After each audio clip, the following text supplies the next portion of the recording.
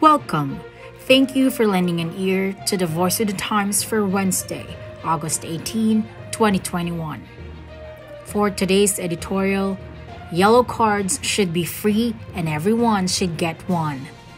The slow progress of the government's vaccination campaign against COVID-19 is frustrating but is mostly understandable, given the huge challenges in obtaining vaccine supplies and distributing them efficiently. What is neither understandable nor forgivable, however, is that the need for citizens to have a uniform, credible vaccination record apparently did not occur to anyone in authority until last week, and that the stopgap solution proposed is being treated as a money-making opportunity by the agency given the responsibility. Although the somewhat contentious idea of vaccine passports has been discussed, albeit unproductively for some time, the need for citizens to have a reliable record of their vaccinations came to public attention last week when it was reported that Hong Kong was refusing entry to overseas Filipino workers or OFWs who presented local government-issued vaccination cards. At that point, the government hastily arranged the Bureau of Quarantine or BOQ to issue the so-called yellow cards, the international certificate of vaccination for prophylaxis of the World Health Organization or WHO with the Department of Foreign Affairs or DFA, explaining that it was negotiating with the Hong Kong government for acceptance of the yellow cards as valid proof of vaccination for the meantime until an official Philippine government-issued vaccine record is created. In order to obtain a yellow card, one must apply online through a BOQ-provided website, obtain an appointment, and then visit the BOQ main office or one of its satellite offices set up for the purpose of processing applications in order to receive the card.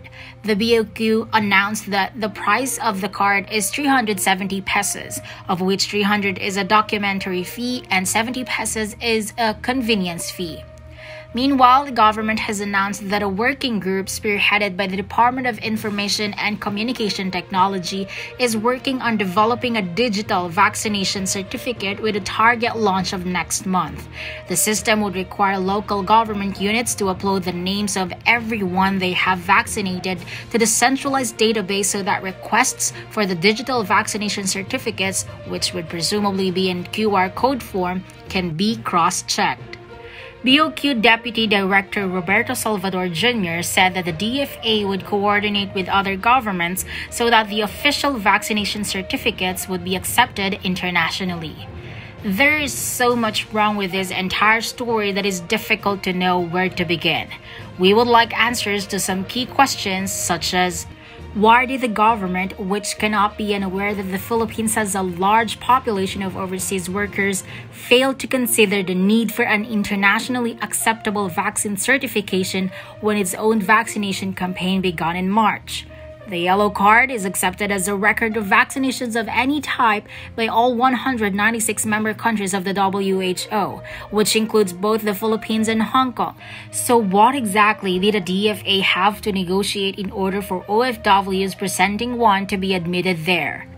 Because it is so commonly used and accepted everywhere, the WHO provides blank copies of the official yellow card to virtually any government or organization that requests them at little to no cost.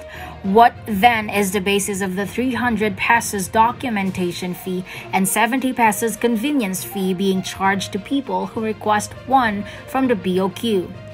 Given that there is already a uniform, internationally recognized vaccine record available, why does the government feel it needs to reinvent the wheel to produce a digital vaccination certificate, which will require further work on the part of the DFA on a country-by-country basis in order to ensure its acceptance? Would it not be easier and more cost-effective to simply distribute a corresponding number of yellow cards to local government units or other vaccine centers to be given to citizens as an official vaccination certificate once they have received the required doses? Managing the pandemic and the vaccination drive has been difficult enough due to the circumstances the government has no control over. Creating needless obstacles on its own is foolish and unfair imposition on an already pandemic-weary population.